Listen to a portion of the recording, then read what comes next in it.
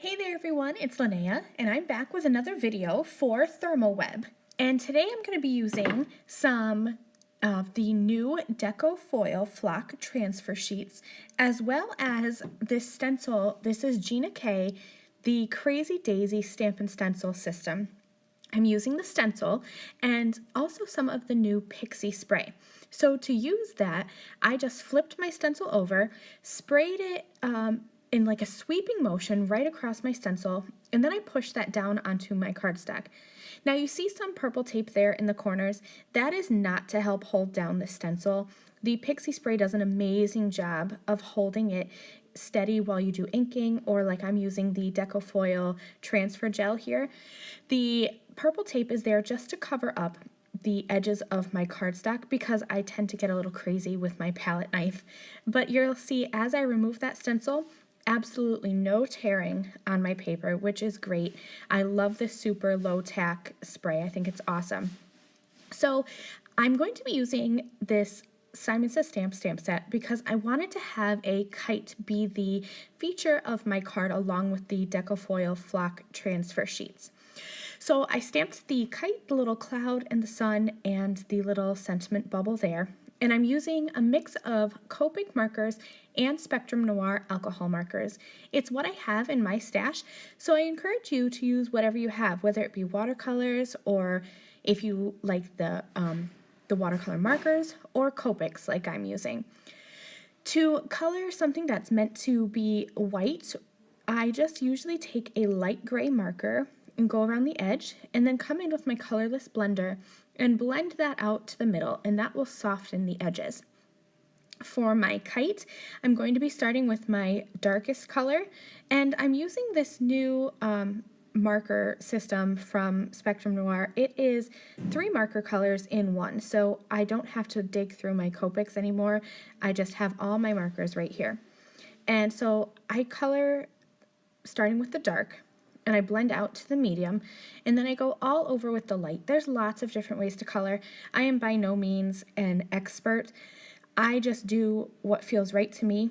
So I would definitely encourage you to check out somebody who's better at Copic coloring and alcohol marker coloring if that is what you're looking for. I just do the basics, dark, medium, and light with really no variation in between that. So I colored in my little kite. And now my background piece is dry.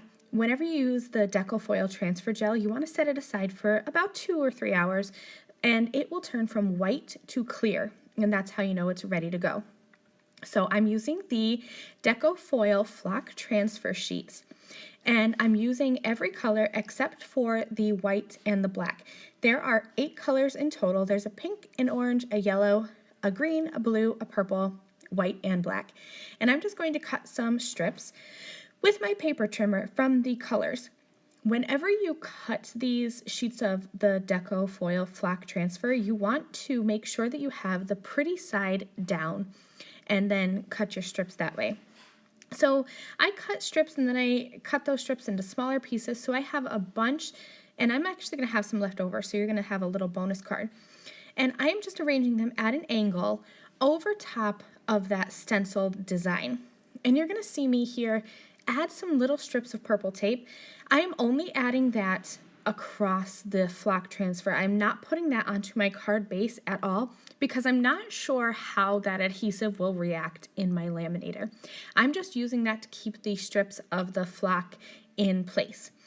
Now, I made a mistake here. I set my laminator to 3 milliliters, and I think it would have worked better if I had done the 5.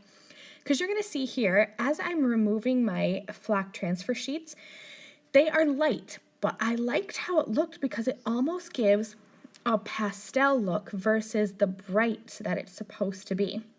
So I definitely kept this as is. I love how this looks, and it doesn't rub off. I think it's super great.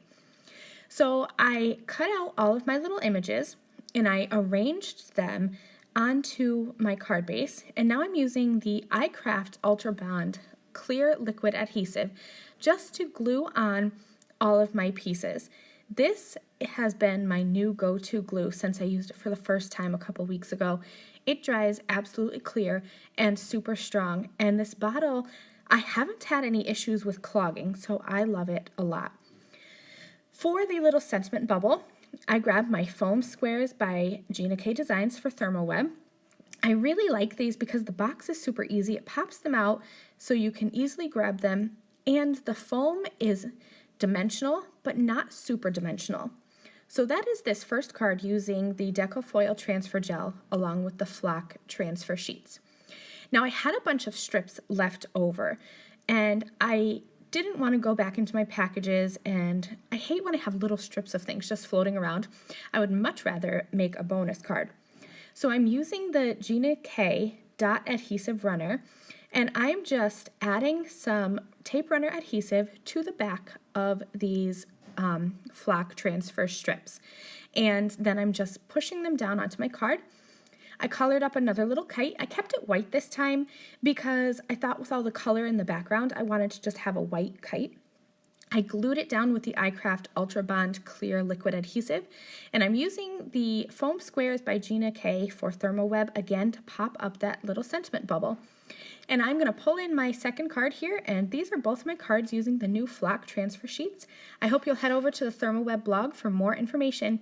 Thank you. Bye.